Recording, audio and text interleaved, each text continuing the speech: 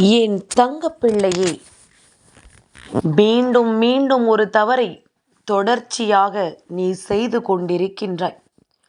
உனக்கு இந்த தவறை சுட்டி காட்டவும், நீ செய்கின்ற இந்த விஷயம் உன் வாழ்க்கையில் என்னென்ன பாதிப்புகளை உனக்கு உருவாக்கி இருக்கிறது என்பதனை பற்றியும் உன் தாயானவள் உன்னிடத்தில் சொல்ல வந்திருக்கின்றேன்.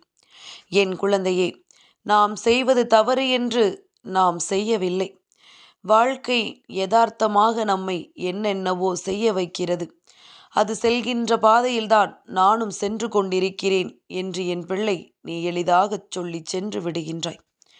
ஆனால் ஒரு சில விஷயங்கள் தெய்வங்களுக்கே பிடிக்காததாக இருந்தால் அதை நீ மாற்றிக்கொள்ள வேண்டுமல்லவா? உன்னை சுற்றி நடக்கின்ற விஷயங்களை எல்லாம் நிச்சயமாக நீ என்னவென்று தெரிந்து கொள்ள வேண்டுமல்லவா?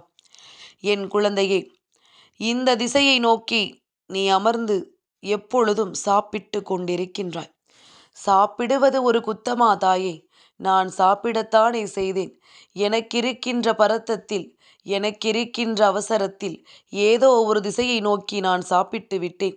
இதிலும் குற்றம் கண்டுபிடித்து வந்து விட்டாயா என்று கேட்கின்ற என் பிள்ளைக்கு அம்மா ஒரு சரியான பதிலைத்தான் கொண்டு வந்திருக்கின்றேன். என் பிள்ளையின் மனது என்னவென்று அறியாதவளா இந்த வராகி? நான் என்ன சொன்னால் நீ அதை எப்படி எடுத்து கொள்வாய் என்று கூட தெரியாமலா நான் மீண்டும் மீண்டும் உன்னை தேடி வந்து கொண்டிருக்கின்றேன்? என்னுடைய பிள்ளைகள் நிச்சயமாக இது போன்று நினைத்தாலும் கூட, நிச்சயமாக அம்மா சொன்னால் ஒரு காரணம் இருக்கும். நாம் கொஞ்சம் கொஞ்சமாக நம்மை மாற்றிக்கொள்ளலாம் என்கின்ற எண்ணம் உனக்குள் வந்துவிடும் அல்லவா? அப்படித்தான் இன்று உனக்குள் தோன்றுகின்ற இந்த எண்ணங்கள் ஒவ்வொன்றும் உன்னுடைய வாழ்க்கையில் உனக்கான ஒவ்வொரு உண்மைகளையும் நிச்சயமாக எடுத்துச் சொல்ல வேண்டி வந்திருக்கின்றது. என் குழந்தையே, என்ன நடந்தது, ஏது நடந்தது என்று சொல்லி நீ எதையும் நினைத்து எண்ணி கலங்கிக் கொண்டிருக்காதே. உன் தாயானவள் உன்னோடு இருக்கின்ற இந்த நேரம் உனக்கு இந்த வாழ்க்கையில் என்னவெல்லாம் கிடைக்க வேண்டுமோ அதையெல்லாம் எப்பொழுதுமே நான் சரியாக உனக்கு எடுத்துச் சொல்லிக் கொண்டிருக்கின்றேன். அப்படித்தான் நாம் சாப்பிடுகின்ற திசை மிகவும் முக்கியம். எப்படி படுத்துறங்கும் பொழுது எல்லா திசைகளையும் கவனித்து படுத்து உறங்குகிறோமோ அதுபோலத்தான் உணவு உண்ணும் பொழுதும் நாம் சில திசைகளை நிச்சயமாக உற்று கவனிக்கத்தான் வேண்டும். எல்லாமும் நன்மைக்குத்தான். இந்த வாழ்க்கையில் நடக்கின்ற அத்தனை விஷயங்களும் நன்மைக்குத்தான் என்பதனை நீ புரிந்து கொள்ள தயாராக இரு. உன்னோடு இருக்கின்ற உன் அம்மா உனக்கு எடுத்துக்கொண்டு வந்து ஒரு செய்தியை முன்னின்று சொல்கிறேன் என்றால் நிச்சயமாக அதற்கான காரணத்தையும் நீ என்னவென்று தெரிந்து கொள்ள வேண்டும். எதையும் தெளிவாக யோசித்து, எந்த விஷயத்தையும் தெளிவாக சிந்தித்து நீ உனக்கான வாழ்க்கையாக மாற்ற நினைக்கும் பொழுது நீ விரும்பியது ஒவ்வொன்றும் நிச்சயமாக இந்த வாழ்க்கையில் உன்னை தொடர்ந்து வரும் என்பதனை நீ மறந்து விடாதே. உன்னோடு எப்பொழுதும் நான் இருக்கிறேன் என்பதனை நீ புரிந்து கொண்டாயானால் உன்னை தேடி வருகின்ற அத்தனை விஷயங்களும் நிச்சயமாக உனக்கான மிக பெரிய மாறுதல்களை எந்நாளும் தந்து கொண்டே இருக்கும் என்பதனை நீ மறந்து விடாதே. எதுவரையிலும் இந்த வாழ்க்கை நமக்கு எதையெல்லாம் கொடுக்கிறது என்பதனை முதலில் சரியாக நாம் புரிந்து கொள்ள வேண்டும். தேவையில்லாத எதனையும் யோசித்து கொண்டு நீ உன் வாழ்க்கையில் இருக்கின்ற சந்தர்ப்பங்களையும் சந்தோஷங்களையும் ஒருபோதும் விட்டுவிடக்கூடாது. நாம் செய்வதை சரியாக செய்யும் பொழுது இந்த வாழ்க்கையில் நடப்பது எதுவும் நமக்கு சரியாக நடக்கவில்லை என்று நாம் வருத்தப்படுகின்ற நிலை நமக்கு வராது. நம் பக்கமே 1000 தவறுகளை வைத்துவிட்டு நமக்கு அது நடக்கவில்லை, இது நடக்கவில்லை என்று சொல்லி புலம்புவதில் என்ன நியாயம் இருக்கின்றது? ஒருபோதும் இந்த சிந்தனைகளை உனக்குள் வைத்து கொண்டு எதையும் தேடாதே. தெளிவான மனநிலையோடும் தெளிவான எண்ணங்களோடும் எதையும் தேடு. நமக்கு தெய்வம் பக்கபலமாக நிற்கும் பொழுது நாம் செய்கின்ற காரியத்தில் எந்த தவறுகளும் வந்துவிடக் கூடாதல்லவா? நாளை தெய்வத்தையே கை நீட்டி கேள்வி கேட்க வேண்டிய ஒரு நிலைக்கு கூட நீ வரலாம். அந்த அளவிற்கு வாழ்க்கையில் எதையுமே சரியாக நீ எதிர்கொள்ள பழக வேண்டும். உன்னை தேடி வருகின்ற எல்லா விஷயங்களையுமே நீ சரியாக என்னவென்று புரிந்து கொள்ள வேண்டும். உன்னோடு நான் இருக்கும் பொழுது இனி உனக்கு இந்த வாழ்க்கை நடத்தக்கூடிய எல்லா விஷயங்களையுமே நீ சரியாக என்னவென்று புரிந்து கொண்டால் அது போதும். என் குழந்தையே, உனக்கு என்ன வேண்டும், ஏது வேண்டும் என்று யோசித்து யோசித்து நீ எதற்கும் கலங்கி நிற்காதே. உனக்காக உன் அம்மா எப்பொழுதும் உன்னை தேடி வந்து கொண்டுதான் இருக்கின்றேன். யாரும் இல்லை என்று என் குழந்தை ஒருபோதும் சொல்லி நீ புலம்பாதே. நிச்சயமாக உனக்காக எந்த நேரத்திலும் நான் உன்னை தேடி வருவேன் என்பதனை மறக்காதே. என் குழந்தையே, ஒருவர் உன்னை கடுமையான வார்த்தைகளால் பேசுகிறார், அவர்களுக்கு நீ தேவையில்லை என்று சொல்கிறார் என்றால், என் பிள்ளையே, எல்லா பொறுமைக்கும் ஒரு அளவுதான் உண்டு. வாழ்க்கையில் உன்னுடைய பொறுமையை நீ இழக்கும் பொழுது நிச்சயமாக அந்த இடத்தில் உனக்கான உண்மைகளை எல்லாம் நீ ஒரு நொடியில் பெற்று விடுவாய். ஏன் தெரியுமா? பொறுமை இழக்கும் பொழுது கூட பேசுகின்ற வார்த்தைகளில் கவனம் இருக்க வேண்டும். பொறுமை இழந்து நாம் நிற்கும் பொழுது கூட கவனம் வேண்டும். சட்டென்று எந்த ஒரு தவறுகளையுமோ எந்த ஒரு தவறுதலான வார்த்தைகளையுமோ அந்த இடத்தில் நாம் சொல்லிவிடக்கூடாது. அப்படி சொல்லும் பொழுது நிச்சயமாக இந்த வாழ்க்கை உனக்கான அத்தனை விஷயங்களையும் நிறைவாக எடுத்துச் சொல்லும் என்பதனை என் குழந்தை நீ தெரிந்து கொள்வாய். உன்னோடு நான் இருக்கின்ற இந்த நேரங்களும் இனி உனக்கான ஒவ்வொரு உண்மைகளும் நிச்சயமாக உனக்கு வேண்டிய அத்தனை விஷயங்களையும் நிலையாக எடுத்துத் தரும் என்பதனை நீ மறந்து விடாதே. சரிபட்டு வராது என்று நினைத்தது கூட இந்த வாழ்க்கையில் உன்னை வழிநடத்தி போன காலங்களும் இருக்கத்தான் செய்கின்றது. அதனால் எந்த ஒரு விஷயத்தையுமே நாம் குறைத்து மதிப்பிட்டு விடக்கூடாது. எந்த ஒரு விஷயத்தையுமே இந்த வாழ்க்கையில் சரியில்லை என்று சட்டென்று ஒரு நொடியில் சொல்லிவிட முடியாது. உன்னை தேடி வருவதும் இந்த வாழ்க்கை உனக்கு கொடுப்பதும் என்னவென்றும் ஏதுவென்றும் நீ புரிந்து கொள்கின்ற இந்த நேரத்தில் நான் உன் முன்னால் நின்று உனக்கான மகிழ்ச்சியை ஒரு சேர உன் கைகளில் ஒப்படைக்க வருகிறேன் என்பதனை நீ மறந்து விடாதே. நல்ல நேரம் உனக்கு ஆரம்பித்து விட்டது. இந்த வராகி சொன்னது போல உன்னுடைய வாழ்க்கையிலும் உனக்கான நம்பிக்கை பிறக்கப் போகின்றது. அதனால்தான் இது போன்ற சிறு சிறு விஷயங்கள் கூட உன்னை வந்து சேர்ந்து விடுகின்றது. என் குழந்தையே, அம்மா சொல்வதை கவனமாக கேட்டு எந்த திசையை நோக்கி நாம் அமர்ந்து சாப்பிட்டால் நம் வாழ்க்கையில் நல்லது நடக்கும் என்பதனை நீயாகவே கண்டுபிடித்துக்கொள்.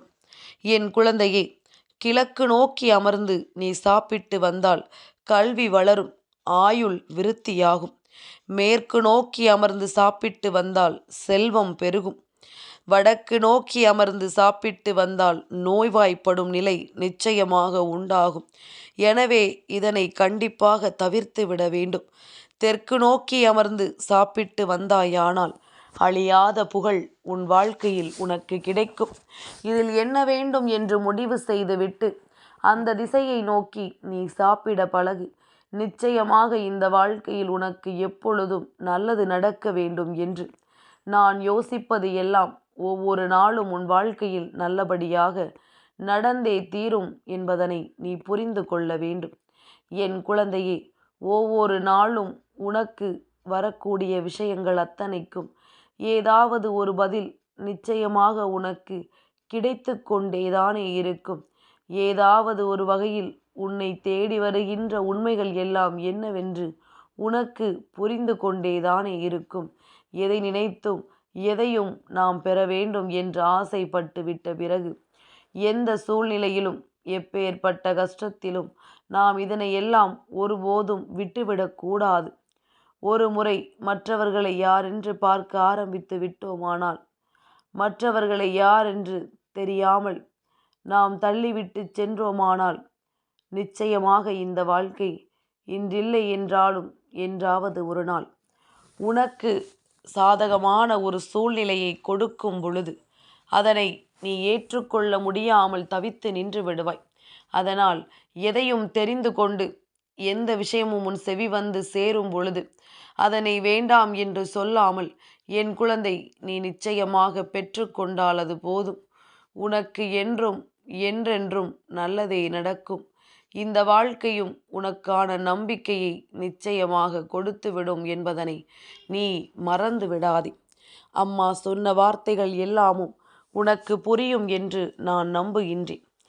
எதைச் செய்து எதையும் பெற்றுவிடலாம் என்று நினைப்பதை விட, இது இப்படித்தான் என்று தெரிந்துவிட்ட பிறகு அதைச் செய்து அதற்கான பலன்களை பெறுவது உனக்கு நல்லதல்லவா?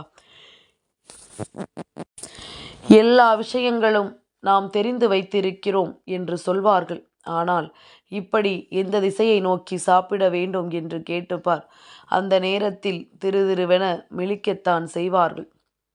தான் செய்வதை எல்லாம் சரியென்று நினைத்து கொண்டிருப்பவர்களுக்கு கூட இதுபோன்று தெய்வ வாக்கு உன்னை வந்து சேரும் பொழுது நிச்சயமாக உன் வாழ்க்கையில் இருக்கின்ற பல கெடுதலான விஷயங்களுக்கு உனக்கு பதில் கிடைத்தே தீரும்.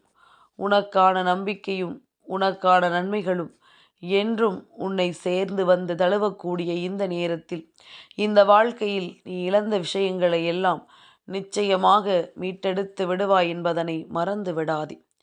என் தங்கமே, எத்தனையோ ஆண்டுகள் இந்த வாழ்க்கையில் நாம் பட்ட கஷ்டங்கள் எல்லாம் போதும். இனியும் இந்த கஷ்டத்தை எல்லாம் அனுபவிக்காமல், இந்த வேதனைகளை எல்லாம் தேடாமல், உனக்கான உண்மைகளை எல்லாம் நிச்சயமாக நீ எடுத்து சொல்லி உனக்கான பேரதிசயங்களை எல்லாம் நிறைவாக மாற்றிக்கொள்ள வேண்டும் என்பதனை நீ மறந்து விடாதே. சட்டென்று ஒரு நொடியில் இந்த வாழ்க்கையில் எந்த ஒரு விஷயங்களையும் உன்னால் சாதிக்க முடியும். நீ ஆசைப்பட்டது எல்லாமும் உன் வசமாகியே தீரும். அதற்காக என் பிள்ளை, நீ செய்கின்ற சில விஷயங்கள் உனக்கு பலன்களை கொடுக்காமல் போகும் பொழுதெல்லாம், இது போன்ற காரியங்களை நாம் செய்யும் பொழுது தெய்வங்கள் நம்மை தேடி வருகின்ற நிலையில் நாம் செய்யக்கூடிய இந்த விஷயங்கள் ஒவ்வொன்றுமே உனக்கு சரியான பலனை கொடுக்கும் என்பதனை மறந்து விடாதே. நல்லதொரு மாற்றத்தை இந்த வாழ்க்கையில் உனக்கு ஏற்படுத்தி கொடுக்கும் என்பதனை மறந்து விடாதே. என் குழந்தையை, எதையுமே இழக்க நீ ஒருபோதும் மறுக்காதே. எந்த நொடியிலும் நாம் ஒரு விஷயத்தை இழக்கிறோம் என்றால் நிச்சயமாக அந்த விஷயங்கள் எல்லாம் இந்த வாழ்க்கையில் நமக்கான நல்ல பலன்களை நிறைவாக கொடுக்கும் என்பதனை நீ தெரிந்து வைத்திருக்க வேண்டும். தேவையில்லாது யார் நம்மை என்ன சொன்னாலும் அந்த இடத்தில் நாம் எப்பொழுதும் நமக்கான வெற்றிகளை பெற்று கொள்ள வேண்டும் என்பதனை நீ தெளிவாக தெரிந்து கொள்ள வேண்டும். என் குழந்தையே, சாப்பாடு தானே, எப்படி அமர்ந்து எப்படி சாப்பிட்டால் என்ன என்று நீ நினைக்கக்கூடாது. தெய்வம் இருப்பது உண்மை என்றால், திசைகளை நாம் உணர்வது உண்மை என்றால், கிழக்கு திசையை நோக்கி நாம் தெய்வத்தை வணங்க வேண்டும் என்பதனை நீ நினைப்பது எல்லாம் உண்மை என்றால், நிச்சயமாக நான் சொல்ல வருவதும் உண்மைதானே. என் குழந்தையே, கிழக்கில் அமர்ந்திருப்பவள் மேற்கு நோக்கி உன்னை பார்க்கிறாள் என்றால், நிச்சயமாக என் குழந்தை, அவளை அந்த திசையில் நின்றுதானே உன்னால் வணங்க முடியும். வேறு திசைக்கு உன்னால் செல்ல முடியுமா? அதுபோல உன்னுடைய வாழ்க்கையில் பல நல்ல விஷயங்கள் எல்லாம் நடக்கும் பொழுது